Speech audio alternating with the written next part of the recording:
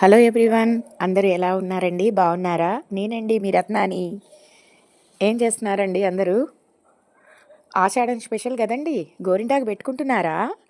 ఈరోజైతే సండే కదా, నాకు టైం దొరికిందండి. అందుకని మా పక్కన ఆంటీ వాళ్ళ ఇంట్లో గోరింటాకు చెట్టు చాలా పెద్దగా ఉందండి. సరే అని అడిగా, ఆంటీ ఇద్దరం వెళ్ళేసి గోరింటాకు తెంచుకుందామని ఆంటీ నేను ఇద్దరం కలిపి గోరింటాకు తెంచుకున్నాం. కాబట్టి ఆంటీ ఏమో ముందు రోజే తెంచుకొని ఆల్రెడీ పెట్టుకుంది. సో నేను అడిగానని చెప్పి సరే అని ఇద్దరం కలిసి తెంచుకొని, ఇంకా ఎప్పుడు మిక్సీ అయితే ఎందుకులేండి, రొటీన్గా ఉంటుంది, అందరూ మిక్సీలో వేస్తున్నారు కదా అనేసి నేను రోట్లో వేసి రుబ్బుదామని ట్రై చేశా. అమ్మో చాలా కష్టం అండి, చాలా సేపు అయింది, టైం పట్టింది, చాలా టైం పట్టింది. అది మెరిగేసరికి చేతులన్నీ నొప్పులు. కానీ మన సబ్స్క్రైబర్కి చూపించాలి కదా, సో అందుకని నేను రోట్లో అయితేనే బాగా మెత్తగా రుబ్బాను.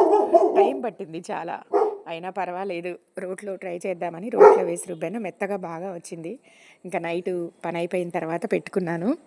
చూడండి ఎంత చక్కగా వండింది. ఆషాఢ మాసంలోనట ఆంటీ చెప్తున్నారు 3 టైమ్స్ ఖచ్చితంగా పెట్టుకోవాలంటండి ఆడవాళ్ళు, చాలా మంచిదట. సో అందుకని నేను ఫస్ట్ టైం పెడుతున్నాను, ఇంకా 2 టైమ్స్ పెట్టుకోవాలి. టైం చూసుకొని ఆషాఢ మాసం వెళ్ళేలోపు పెట్టుకుంటాను. మీరు కూడా అందరూ గోరింటాకు పెట్టుకోండి. ఎంతైనా మనందరికీ గోరింటాకు అంటే చాలా నచ్చుతుంది కదా.